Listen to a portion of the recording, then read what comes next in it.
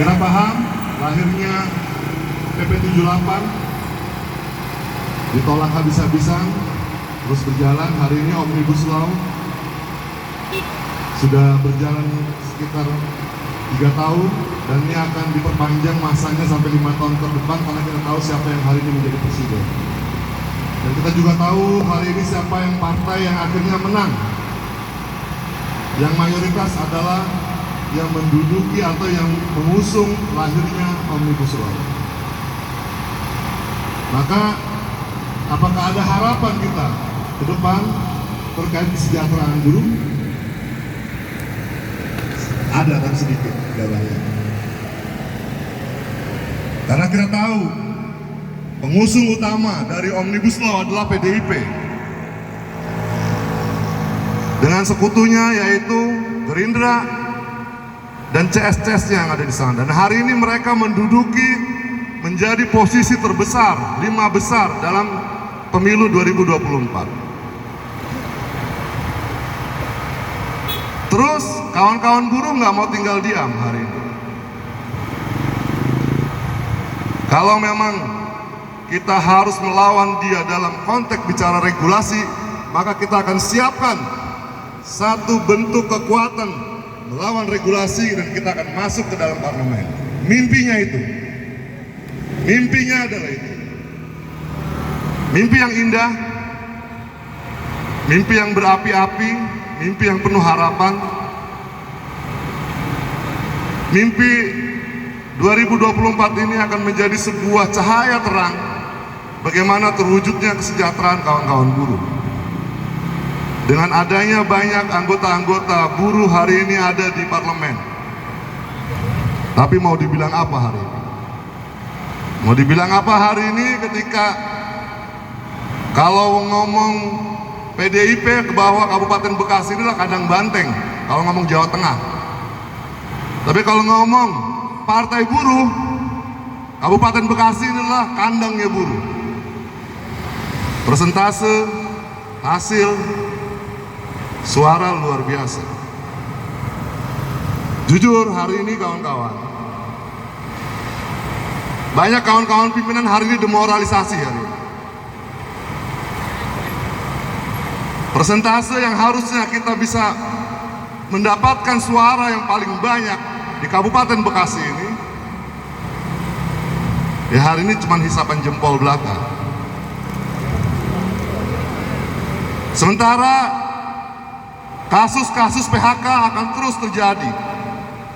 Sementara yang namanya PHK massal akan terus terjadi karena Omnibus Law akan terus berjalan dengan sangat lancar dan mulus ke depan 5 tahun ke depan. Karena apa? Sudah tidak ada lagi bahasanya kita di DPR bisa menekan untuk yang namanya merubah, merevisi Undang-Undang Cipta Kerja. Pembelajaran buat kita semua hari ini bahwa ketika hari ini ada kawan-kawan SKM yang ter-PHK, ada kawan-kawan WUA yang kemarin juga 1.500 ter-PHK, maka perlawanan yang memang kita gagas hanya seperti ini. Apapun itu, saya apresiasi dengan kawan-kawan semua yang hari ini hadir, karena saya yakin kawan-kawan yang hadir hari ini adalah kawan-kawan yang setia pada garis perjuangan buruh, kawan-kawan yang setia pada yang namanya penindasan, pada yang namanya ketidakadilan. Tapi juga kita miris hari ini dengan situasi aksi hari ini. Evaluasi besar juga nanti akan ada di internal kita. Bagaimana kita tidak bisa menggerakkan anggota kita untuk yang namanya aksi-aksi perjuangan. Kembali saya ingin sadarkan kepada kawan-kawan semua. Kalau kawan-kawan setiap harinya dihabiskan hidupnya dalam waktu 8 jam kerja setiap hari. 8 jam kerja, bukan waktu yang pendek.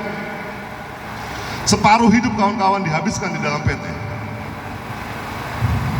Karena sebagiannya adalah kalau kawan-kawan sip 1, sip jam 7 sudah kerja, jam 4 pulang, Jam 5 mandi, jam 6 ngobrol sama keluarga, sholat dan segala macam. Jam 9 kawan-kawan udah tidur. Waktu buat keluarga dihabiskan hanya untuk tidur, karena mempersiapkan besok buat kerja lagi, dihabiskan lagi untuk kerja lagi. Terus begitu, rutinitas. Kadang sampai nggak kenal sama tetangga. Kadang susah juga diundang untuk rapat-rapat RT, karena kecapean kerjanya. Di dalam pabrik kita tahu kenapa kawan-kawan sampai begitu capek. Pabrik hari ini bukan lagi pabrik zaman dulu. Zaman dulu operator masih 3, usaha masih enak, 3 operator nggak ada masalah. Karena apa? Karena mesinnya masih manual. Hari ini karena mesinnya canggih, operatornya dihapus, 1 orang megang 10 mesin. Udah kayak robot yang di jalan. Catatan sebenarnya kita tahu, paham persis. Kawan-kawan lama ini paham. Zaman dulu kerja masih ada bangkunya. Ya, kerja masih ada bangkunya. Ada ide gila yang katanya kalau orang kerja pakai bangku tuh nggak efektif. Bangkunya dihilangin. Kawan-kawan 8 jam tuh berdiri. Saya aja 15 menit berdiri nggak sanggup ya. Lagi 8 jam berdiri. Sebuah perjuangan yang luar biasa yang dilakukan kawan-kawan selama 8 jam kerja. Tapi ketika kita ajak melakukan perubahan nasib, bahwa kita mendirikan sebuah partai hari ini yang digagas oleh kawan-kawan dulu, yang caleg-calegnya juga kawan-kawan kita, luar biasa. Mungkin juga kesalahan kita sebagai pimpinan. Kesalahan kita sebagai pimpinan hari ini yang mungkin terlalu meninabobokan kawan-kawan anggota. Tapi saya pikir tidak juga, karena kawan-kawan sudah dalam pabrik sendiri sudah disiksa. Sudah di dalam pabrik sendiri, sudah diperlakukan bukan secara manusia. Maka ya kita berdoa saja kawan-kawan semua ke depan. 5 tahun mungkin tahun yang berat buat kawan-kawan dulu ke depan. Karena regulasi Omnibus Law semakin kuat. Ketika pemerintahan rejim yang kita hajar habis-habisan kemarin, yang namanya rejim Jokowi, hari ini berdiri kembali, kuat dengan bendera. Dan kita mau melawan dari sisi seperti apa? Banyak saksi hidup hari ini ketika kita melawan rejim Jokowi, penolakan terkait Omnibus Law, berdarah-darah kita. Banyak anggota kita yang ditangkap, banyak anggota kita yang meninggal, banyak anggota kita yang disiksa. Itu pun Omnibus Law tetap berdiri. Hari ini dengan kekuatan Jokowi dan konco-konconya di pemerintahan, sudah selesai nasib kita semua. Tinggal apa yang mau kita bangun hari ini? Apa yang mau kita harapkan hari ini? Aksi massa hari ini kita bisa lihat bagaimana jumlahnya. Tapi apapun itu, kita semua harus tetap semangat. Kita harus tetap menjadi satu kelas pekerja. Karena tadi saya dikasih tahu sama teman-teman pimpinan yang lain bahwa perjuangan itu memang tidak semudah yang memang kita inginkan. Bahwa perjuangan itu butuh tahapan, butuh perjalanan yang sangat panjang. Memberikan kesadaran tidak bisa instan. Butuh yang namanya satu dialektika, satu proses yang sangat panjang. Dan hari ini kawan-kawan SKM merasakan itu sebagai bentuk dari kezoliman sebuah negara. Kemarin dengan mobil komando ini juga, dalam mobil komando ini dan saksi hidupnya Bang Tigor ini, kita aksi ke BUMN. Ada yang namanya karyawan tetap sudah puluhan tahun dirumahkan, tidak di PHK, tidak digaji, jumlahnya puluhan sampai ratusan, itu Indofarma. Sebuah perusahaan di bawah naungan negara sendiri sedemikian rupa perlakuan negara terhadap perusahaannya. Yang namanya BUMN, itu namanya Indofarma. Yang kemarin aksi ya, berhenti beberapa kita. Dan ternyata mereka sudah 4 bulan nggak digaji, dirumahkan dengan status yang tidak jelas. Di PHK enggak, di pekerjaan enggak, digaji enggak. Itu negara loh, perusahaan di bawah naungan negara. Yang namanya Indofarma. Di bawah dia anak perusahaannya Bio Farma. Dan itu kelas pekerja, mereka ada pekerja. Mereka nggak tahu kalau perusahaan ini perusahaan siapa, tapi yang tahu mereka saya kerja harus digaji. Nah, untuk kawan-kawan pejuang yang hari ini hadir, saya yakin kawan-kawan yang hadir ini adalah kawan-kawan pejuang, kawan-kawan yang sudah mengikhlaskan waktunya untuk kita berjuang bersama-sama.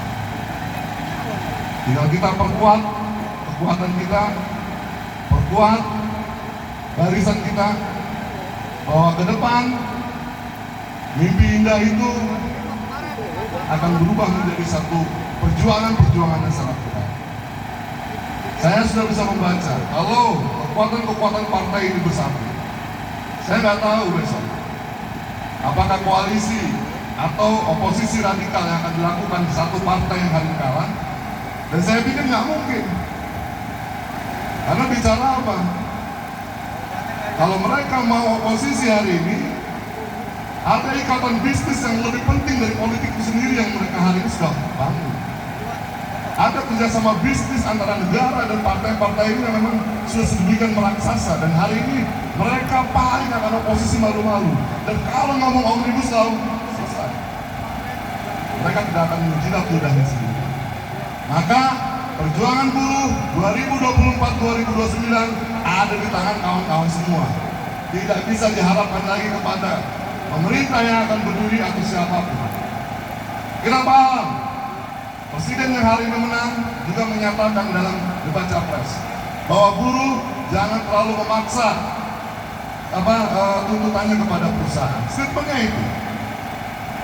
Kita tahu kiblatnya mau kemana. Kiblatnya adalah membangun kekuatan modal, menghancurkan yang namanya kelas buruh. Kita memang harus ada di sana.